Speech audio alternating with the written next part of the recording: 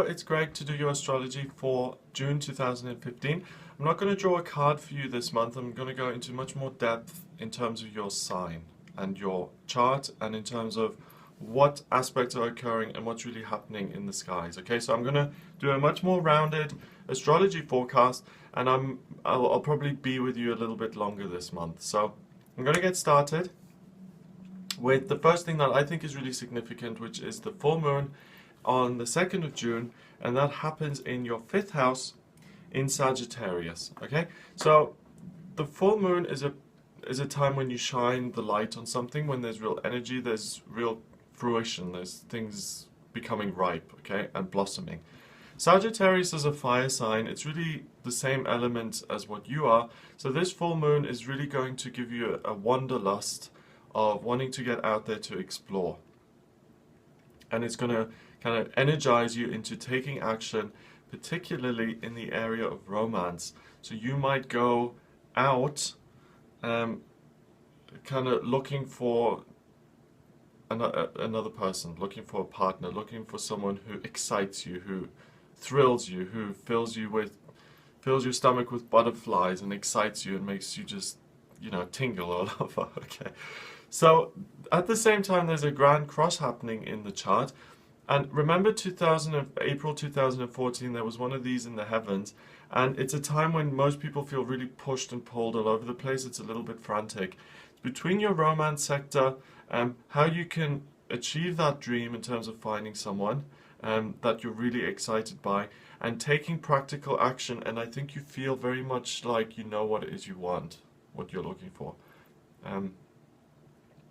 So go out and find that, really. I mean, I suggest that when these kind of feelings come up, that you go with them and you explore them and you see them through, because it's happening for a reason. So there's real potential for you to find the structure that you're looking for in terms of your romantic life and to meet that partner.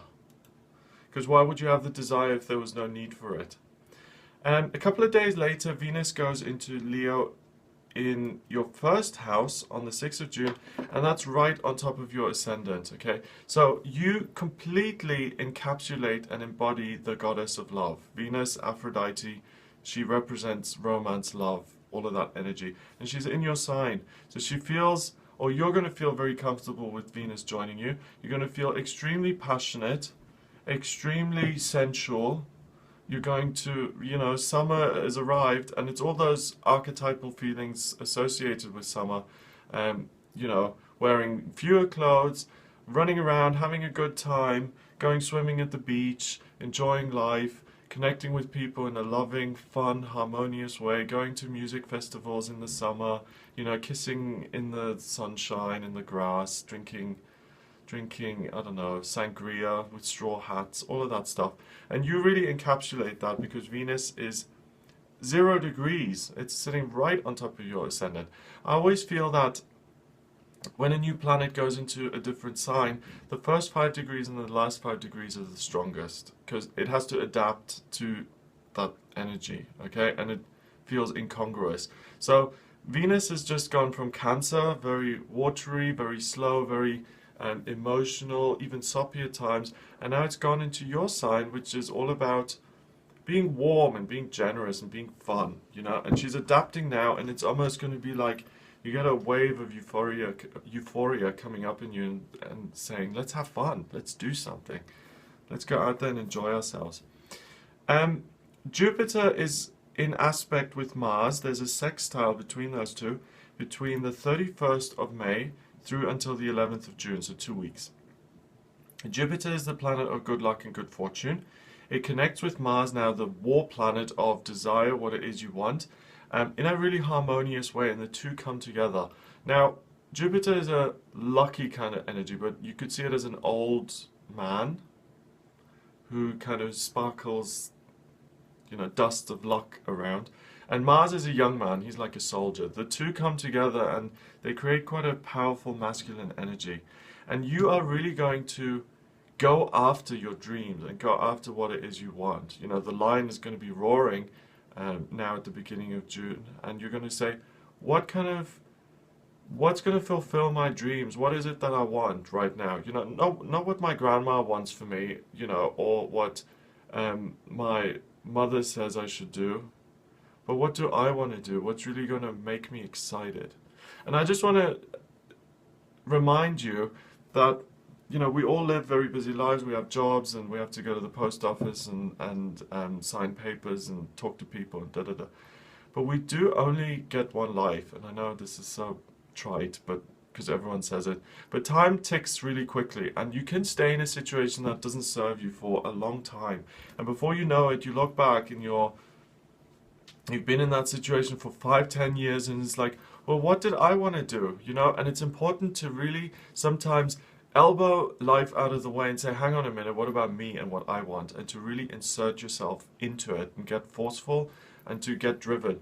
And that's what happens for you. Mars and Jupiter, you know, the two men there, they enter your life with their energy and they say, hey Leo, what is it that you want? Venus is also in a kind of positive aspect with Saturn at the same time from the 31st of May through until the 12th of June. And Venus, the goddess of love here, harmoniously connecting with Saturn, creating real structure and stability within you, within your feelings, an unshakable certainty of what it is you want. You're not going to doubt yourself. And also it opens the possibility to really bring something in your life that's going to have a long-term presence and that's going to be there for a while.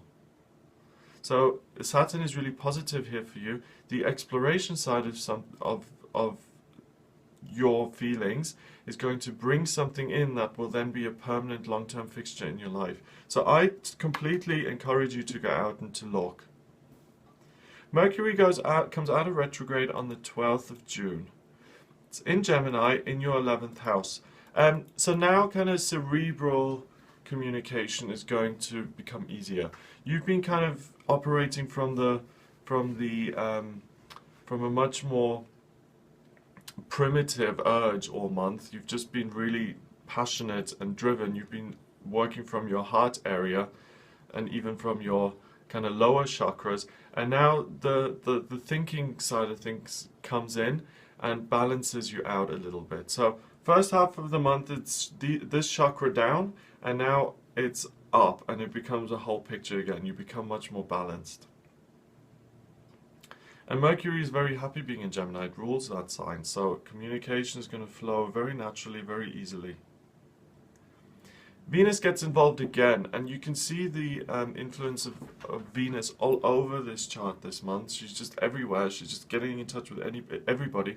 And she sextiles Mercury between the 8th of June, so I'm taking you back a few days now, through until the 13th of June. So that week is when you communicate with love. What do I love? What do I want to communicate? What is it I care about? And you also communicate with love, so you come across in a loving way.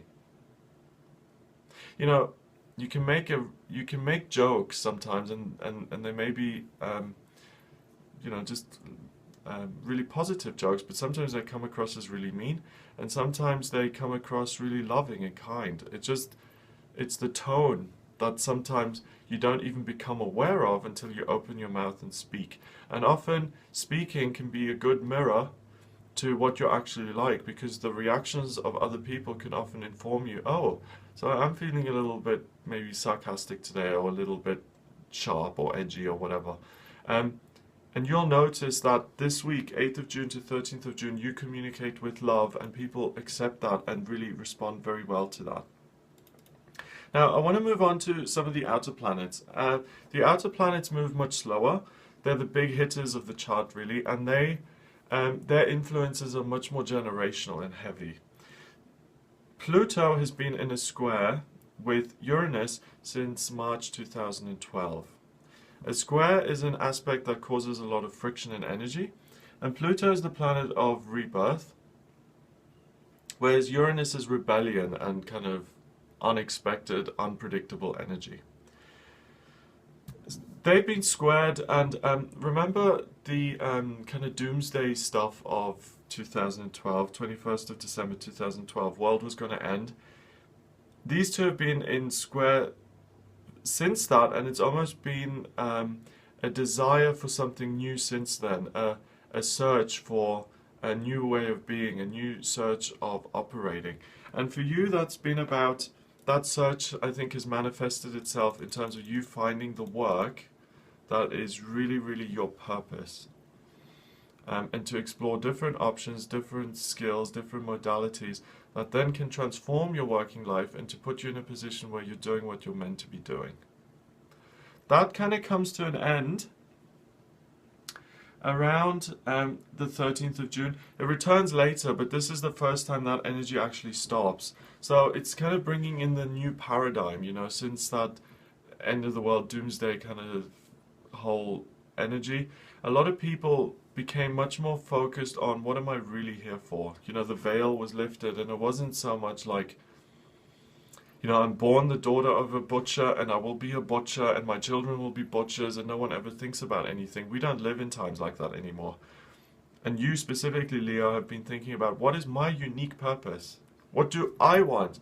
And does that sound familiar? Because at the beginning of the month you were looking for what you wanted in a personal, physical way. And for the longest time you've been looking for that in terms of your purpose. And I really feel that you found it because that kind of comes to a close now and you're much more on board with what you're meant to be doing or what you feel you ought to be doing. And that can only be positive. Saturn moves into Scorpio on the 15th of June and stays there until the 18th of September. I did a video on this, have a look. Saturn in Sagittarius, it's there for 3 years. December 14 to December 17. But now, over the summer, here in June, it retrogrades into Scorpio for 3 months. And that has an impact because it puts the brakes on the intense Scorpio kind of nature. Scorpio is a sign that can often be very intense. It can be very unsettling. Scorpios can be very overbearing. They can be a little bit scary because they come up to you and they're in your face and they just like twist the emotional knives sometimes. And with Saturn now moving into that sign, he puts the brakes on that. And it's almost like he creates some... he puts the scorpion in a glass box, basically. Okay, they're not just running around all over the place, stinging everybody willy-nilly. They're kind of contained, and it causes you emotional structure and peace over the summer. So I don't think that the unseen monsters are going to jump out of your skeleton, out of your closet, and come and get you. I think the summer is one of lightness, one where you can relax a little bit, where you've done some of the searching work, and now you can just enjoy this time of enjoying some emotional peace within your own mind. You know, sometimes we're all over the place, and you just can't seem to just get any balance going. This summer is going to be very balanced for you in terms of your feelings. The new moon happens on the 16th of June. Excuse me. And that happens in your 11th house of people and of hopes and dreams. The search continues and you get a second wind in terms of what is it that you're looking for. The new moon is a great time to kind of regroup and to set the intentions for what you want. And that new moon occurs in around your Mars. First of all, Mars sits right in the middle of that. So it's like, what do my primal urges want me to do? And that's what you're going to pour your energy into, okay? And there's nothing wrong with that because we are we're physical beings, you know. And if you, I mean, you know, if you have a need to have sex and you ignore that, it's going to come and bite you. You have to kind of pay attention to those things.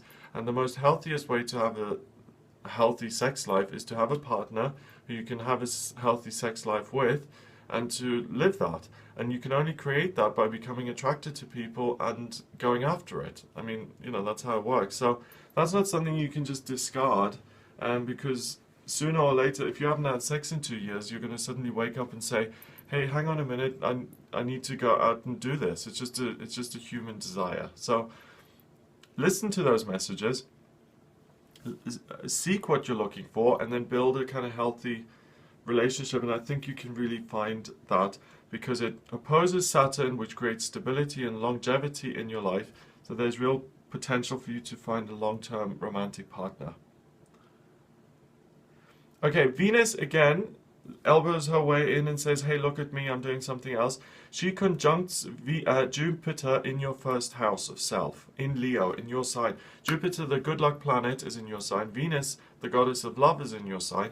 They come together, love and good luck. I mean, hello, it doesn't get much better than that. And it's all about you, and you can do no wrong. You're confident, people love you this month, you tell funny jokes, you look fabulous, you walk around, people are just, oh look, there's the Leo. They will love you, okay? You're really under a charmed, not just one star, two charmed stars this month, and things are really going your way. At the same time, though, Jupiter trines Uranus, and it's been doing that for a long time. It actually comes to an end on the 22nd of June. And again, the lucky planet connects with the unreliability and chaos of Uranus in your ninth house of exploration and search. And I really think that you find what it is you're looking for in terms of what you want to do for work, how you can express yourself in a way that's true to who you are. You know, if I really feel like a psychic, but I work as an insurance salesman, I'm not going to feel fulfilled in my work. And you're going to find a way out of that kind of energy. Mars goes into Cancer on the 25th, and it enters your 12th house of spirituality and other people. And I really feel that you're going to become quite focused on helping others in some way around the 25th.